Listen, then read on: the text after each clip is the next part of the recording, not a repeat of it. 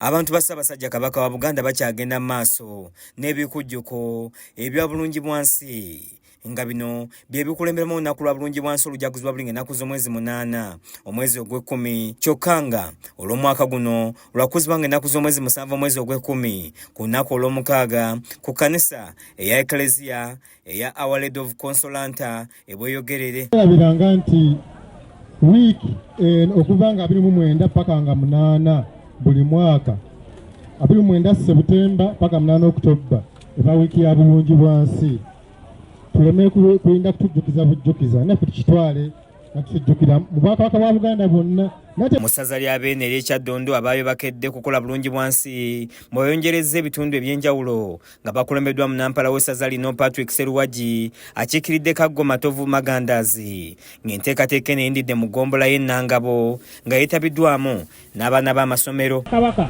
nti obuyonjo buvunaanyizibwa bwa buli muntu. Bannange tetwagala tujja tukugambe nti genda onaabe naba mu ngalo ng'ogenda kulya kola kino. Bannange obulamu kikwatako gwe ng'omuntu.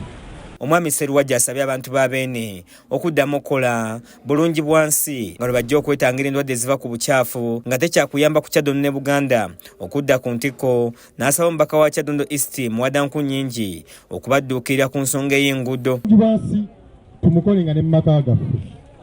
Kino kintu kya bunaku tweyonje tuddeyo mu kuzimba obutanda. Ndabe kasasiro ali wansi w'emidaala nga bamujja masika paka mu mwala. Eyo si enteekateeka y'obuyonjo. Tulimu olwaleero bw'otunuulira abantu abali mu kiteezi embeera tesanyusa ate tenyuma.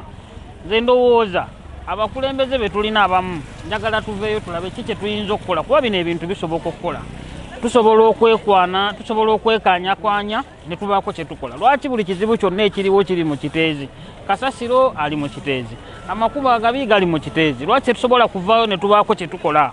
Mwe ababaka be twalonda omulimu gwammwe gwaki? Lwaki temujja ne muyamba abantu bano? Mutubagumu Robert Kigonya nga ye mwami w'eggombolola y'Ennangabo Kyadondo asabye abantu okugenda mu maaso n'okulongoosa ebitundu byabwe kubanga kye kiteekeddwa okukolebwa. Okukola bulungi bwansi kye kimu ku bintu ebibakakatako ng'abantu, era tukubiriza abantu bonna, abantu b'omu Lusanja n'abantu b'ensi eno Uganda okubeera ab'obuvunaanyizibwa mu bintu byonna naddala ebya bulungi bwansi basobole okwekuuma nga balamu. N'abantu ab'enjawulo baliko boogedde era nga bawadde ensonga lwaki bavuddeyo okwetaba mu bulungi bwansi ono. Nange tulemenga kuwemukira Ssaabasajja Kabaka. Bwe tuwulira omulanga nga gwa bulungi bwansi tusitukiremu. Tulemenga kwesuulirayo gwa Naggamba ate nga wetukolera wakyafu. Neeyanziza nnyo, neeyanzeege. Kiza Peter yakusakidde eggulire lino ku lwa KSTV Agaleyo.